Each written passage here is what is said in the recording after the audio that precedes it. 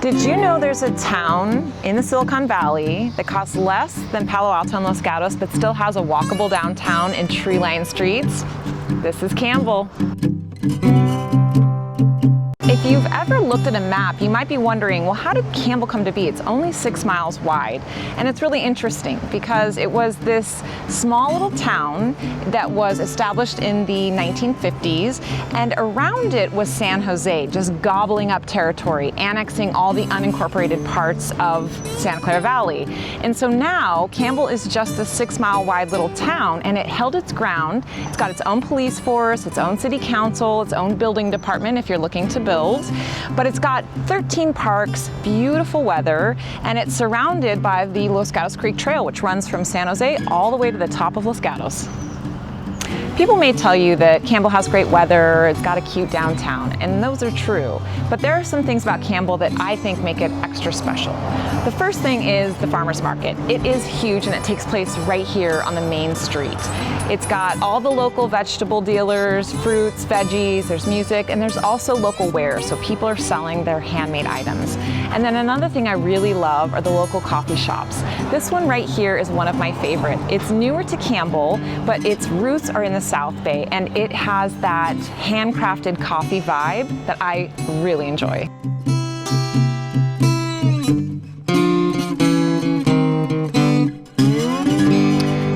Like its neighbor, Los Gatos, is abundant in sunlight. It's protected in the Santa Clara Valley, so you get less fog from the coastal area, but it cools down nicely at night. And of course, the biggest draw for Campbell, for families in particular, is all the outdoor space.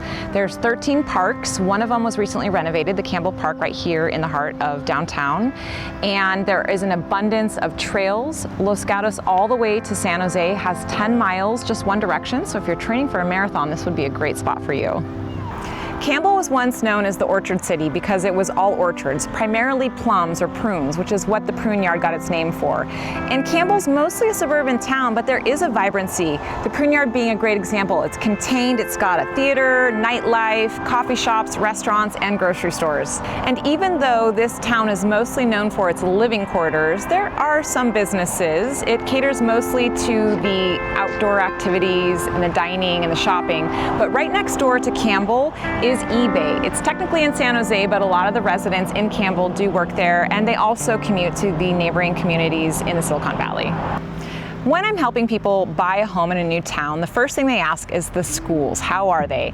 Campbell isn't necessarily known for its schools, but it does have pretty good rankings. It's not as competitive as nearby towns like the Cambrian District in San Jose, Los Gatos, or Cupertino, but there are a number of public and private schools. And speaking of schools, we're here at the Campbell Community Center, which was once upon a time a large high school. In 1900, it was established and decommissioned in 1980. Now you can use it for free. You can use the skate park, the field, there's a number of soccer games and community events, or you can rent the facilities.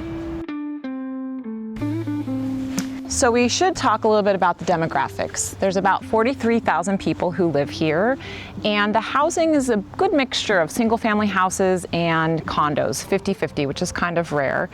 Here we have this beautiful tree-lined street with ranch-style houses on either side, larger lots, which is hard to come by. Campbell is developing their housing. They have a mandate to build new homes. There's about 3,000 new homes that need to be built by 2031. So getting this kind of space is going to be a challenge. Most of the new housing is going to be high density, and that's what makes the price tag in some of these neighborhoods a little bit higher. Now, I got to tell you that there are some cons to living in Campbell as well. The price point is coming up. It's got to compete with its neighbors, and there's a lot to offer here. Also, you're kind of congested. To get out of Campbell is a little bit challenging. There are nearby freeways, but in the morning hours when everyone's going to work, it can get kind of crowded. So that's life in Campbell, California, a vibrant community that's centrally located in the Silicon Valley. If you're interested in purchasing a home here, that's my day job. I can help you buy or sell a house in the greater Silicon Valley area.